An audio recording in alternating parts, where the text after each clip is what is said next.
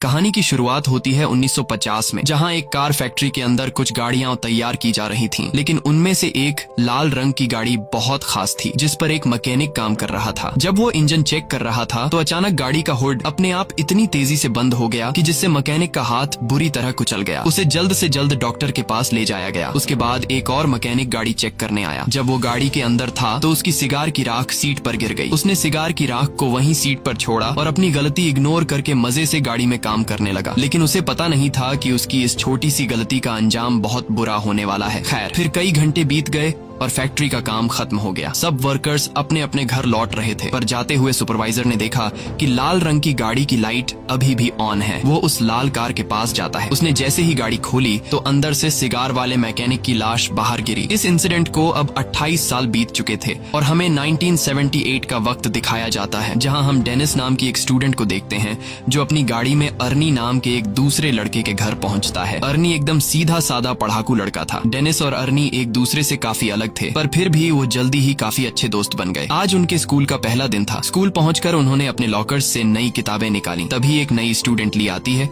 और अपनी खूबसूरती से सब स्टूडेंट्स को अपनी ओर आकर्षित कर लेती है। डेनिस ली को देखते ही उस पर फिदा हो जाता है। बाद में जब डेनिस और अर्नी घर लौट रहे थे तो अर्नी को अचानक एक घर के बाहर एक लाल रंग की गाड़ी दिखाई दी। अर्नी ने जब गाड़ी को देखा तो उसने डेनिस को तुरंत रुकने को कहा। उन्होंने जब पास जाकर देखा तो वो एक पुरानी जंग लगी हुई खटारा कार थी, लेकिन अर्नी को ये कार बहुत पसंद आई। वो वही फैक्ट्री वाली कार थी जिसे हमने कहानी की शुरुआत में देखा था, और अब उसकी हालत बिल्कुल खटारा हो चुकी थी। लेकिन अर्नी को इससे कोई फर्क नहीं पड़ा और वो उसी पल गाड़ी का दीवाना हो गया। तभी गाड़ी का मालिक जॉर्ज वहां आया और उसने कहा कि इस गाड़ी का नाम क्रिस्टीन है और ये उसके भाई की कार है जिसकी कुछ हफ्तों पहले ही मौत हो गई। दरअसल जॉर्ज जल्द से जल्द इस गाड़ी से छुटकारा पाना चाहता था, इसलिए वो इसे सिर्फ $250 में बेचने को तैयार हो गया। डेनिस ने अर्नी से कहा कि इतनी खटारा गाड़ी पर पैसे क्यों लगा रहा है, कोई दूसरी अच्छी सी गाड़ी खरीद लो। इसे दोबारा रिपेयर करने में तुम्हारे बहुत पैसे बर्बाद हो जाएंगे। मगर अर्नी ने बिना सोचे समझे उसी वक्त गाड़ी खरीद ली। फिर शाम को जब वो घर लौटा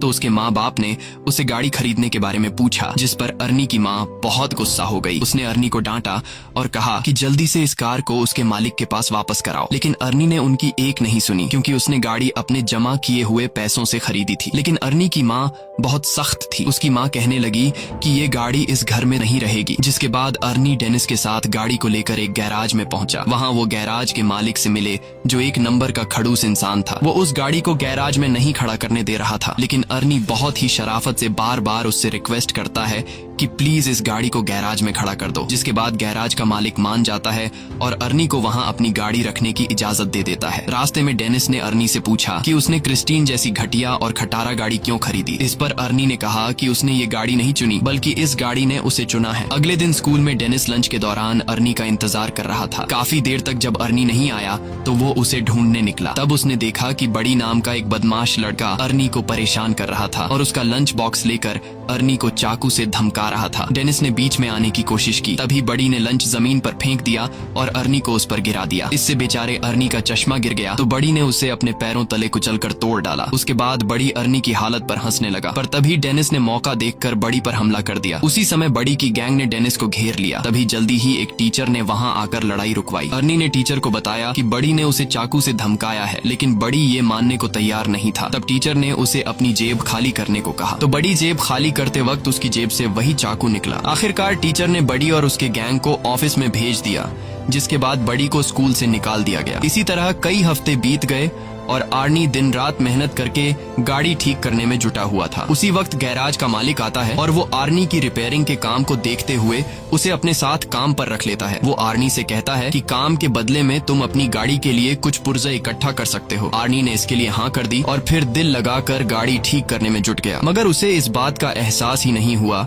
कि गाड़ी को ठीक करते करते उसे क्रिस्टीन से हद से ज्यादा लगाव हो गया है। अगले दिन स्कूल में कुछ दोस्त नई लड़की ली के बारे में बात करते हैं और डेनिस को चैलेंज करते हैं कि वो लाइब्रेरी में जाकर ली से बात करके दिखाए। वो अपने दोस्तों के चैलेंज को एक्सेप्ट करते हुए ली के पास पहुंच जाता है, लेकिन बातचीत करने से पहले ही ली डेनिस से कहती है कि उसके पास पहले से ही एक बॉयफ्रेंड है। डेनिस को ये बात बहुत बुरी लगती है और दोस्तों के सामने शर्मिंदा होकर टेबल छोड़ देता है। फिर शाम को डेनिस आर्नी से मिलने गया, क्योंकि वो काफी दिन से मिले नहीं थे। लेकिन उसने देखा कि आर्नी पहले से बहुत ज्यादा बदल चुका था। वो बिना चश्मे के स्टाइलिश कपड़े पहनकर एकदम हीरो टाइप लग रहा था। वो ज्यादा देर डेनिस से बात करने के लिए भी नहीं रुका रुका और गैराज में काम करने चला गया। उसकी माँ ने उसे रोकने की कोशिश की, लेकिन आर्नी उन्हें इग्नोर करके चला गया। आर्नी की माँ ने डेनिस से कहा कि वो आर्नी और उसकी नई गाड़ी की वजह से बहुत परेशान है, क्योंकि उन्हें पता चला था कि गाड़ी के पिछले मालिक की गाड़ी के अंदर ही दम घुटने से मौत हो गई थी। ये सुनकर डेनिस जॉर्ज से मिलने पहुंचा तो जॉर्ज ने उसे अपने भाई की कहानी सुनाई। उसने बताया कि जब उसके भाई ने क्रिस्टीन को खरीदा था तो वो पूरी तरह उसका दीवाना हो गया था। उसी गाड़ी में उसकी पत्नी और बेटी ने भी अपनी जान गंवाई थी और फिर उसके भाई की मौत के बाद ये गाड़ी न जाने कैसे खुद ब खुद जॉर्ज के घर के बाहर आकर खड़ी हो गई। ये सुनकर तो डेनिस और भी घबरा गया, जिसके बाद वो फैसला करता है कि गाड़ी पर जांच पड़ताल के लिए वो गैराज में जाएगा। जिसके बाद डेनिस चुपके से गैराज में पहुंच जाता है। उसने गाड़ी खोलने की कोशिश की, पर जैसे ही उसने हैंडल खींचा तो रेडियो अपने आप ही चालू हो गया और डेनिस तुरंत वहां से भाग जाता है ताकि उसे कोई देख न ले। अगली सुबह डेनिस स्कूल स्टेडियम में फुटबॉल खेलने जाता है। डेनिस खास गोल मारने के बारे में सोच रहा था कि तभी अचानक उसने आर्नी को वहां आते देखा और उसकी गाड़ी क्रिस्टीन तैयार होकर चमक रही थी, जिसे देखकर बडी और उसके दोस्तों को जलन महसूस हुई। ली भी गाड़ी से बाहर आई और उसने सबके सामने आर्नी को चूम लिया। ये देखकर डेनिस को बिल्कुल भी अच्छा नहीं लगा, क्योंकि वो ली से बहुत ज्यादा प्यार करता था। डेनिस को गुस्सा आ जाता है और गेम से उसका फोकस हट जाता है। इसी मौके का फायदा उठाकर दूसरी टीम का प्लेयर उसे धक्का देकर गिरा देता है। उस धक्के से डेनिस इतनी जोर से जमीन पर गिरा कि वो तुरंत ही बेहोश हो गया और उसे बहुत गहरी चोट भी आई। इस इंसिडेंट के कई दिन बाद डेनिस की आंख खुली तो उसने देखा कि वो एक हॉस्पिटल में है। उसकी टांग और गले में प्लास्टर लगा हुआ था। आर्नी भी उसे मिलने आया था। तब डेनिस को रियलाइज हुआ कि उसका दोस्त कुछ ज्यादा ही तेजी से बदल रहा है। 1 महीने पहले वो एक डरपोक और शर्मीला सा लड़का हुआ करता था, जो किसी से खुलकर बात भी नहीं कर सकता था। खैर, आर्नी जल्दी ही उसे अलविदा कहकर निकल गया। फिर शाम को वो ली के साथ मूवी थिएटर गया और बाद में वो दोनों गाड़ी में ही एक दूसरे को चूमने लगे। पर जब बात उससे आगे बढ़ी तो ली अचानक उतरकर गाड़ी से बाहर आ गई। आर्नी उसके पीछे गया तो ली कहने लगी कि मुझसे ज्यादा तो तुम इस गाड़ी से प्यार करते हो। आर्नी को उसकी बातें बहुत अजीब लग रही थीं, लेकिन फिर अचानक बारिश शुरू हो जाती है, जिसकी वजह से वो जैसे तैसे ली को मनाकर वापस गाड़ी में बैठाता है। लेकिन तभी विंडशील्ड खराब हो जाती है, जिसको ठीक करने के लिए आर्नी बाहर निकलता है। ली अंदर अकेली गाड़ी में बैठकर कुछ खाने लगती है कि अचानक गाड़ी का रेडियो अपने आप चालू हो गया। उसी समय डैशबोर्ड से बहुत तेज रोशनी आई और ली को लगा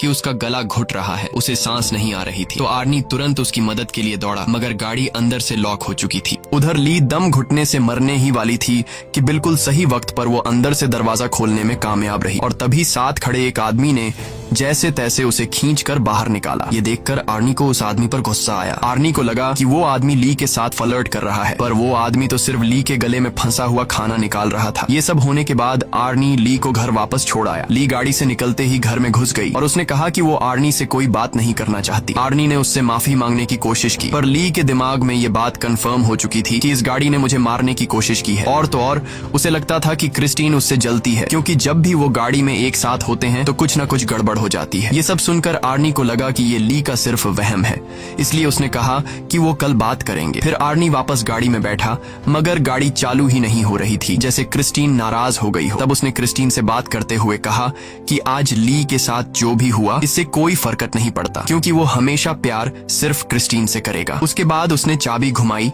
तो गाड़ी डायरेक्ट ही चालू हो गई। अब वो सीधा गैराज पहुंचा और क्रिस्टीन को वहीं छोड़कर घर वापस चला गया। पर तभी उसके पीछे से बडी और उसके दोस्त गैराज में घुस गए। उन सबके पास तरह तरह के हथियार थे और देखते ही देखते उन्होंने पूरी गाड़ी तबाह कर दी। फिर अगले दिन आर्नी ने ली को जैसे तैसे मना लिया और फिर वो दोनों गैराज में आए ताकि आर्नी गाड़ी से अपना वॉलेट निकाल सके। मगर जैसे ही आर्नी की नजर क्रिस्टीन पर गई तो उसने क्रिस्टीन को तहस नहस देखा। ये देखकर आर्नी को बहुत बुरा लगा। आर्नी को लगा कि ये सब कुछ ली ने किया है। ली हैरान होकर पूछी कि ये किसने किया, मगर आर्नी ने बिना बात किए उस पर चिल्ला पड़ा और उसने ली को दूर चले जाने को कहा। बाद में आर्नी ने अपने माँ बाप को इस बारे में बताया तो उन्होंने आर्नी को शांत करते हुए कहा कि वो उसे नई गाड़ी दिलवा देंगे। ये बात सुनकर आर्नी को और ज्यादा गुस्सा आ गया, क्योंकि वह जानता था कि ली की तरह उसके माँ बाप को भी क्रिस्टीन से नफरत है और उसने क्रिस्टीन की इस हालत का जिम्मेदार भी अपने माँ बाप को ही ठहराया, क्योंकि अगर वो उसे गाड़ी घर पर रखने की इजाजत दे देते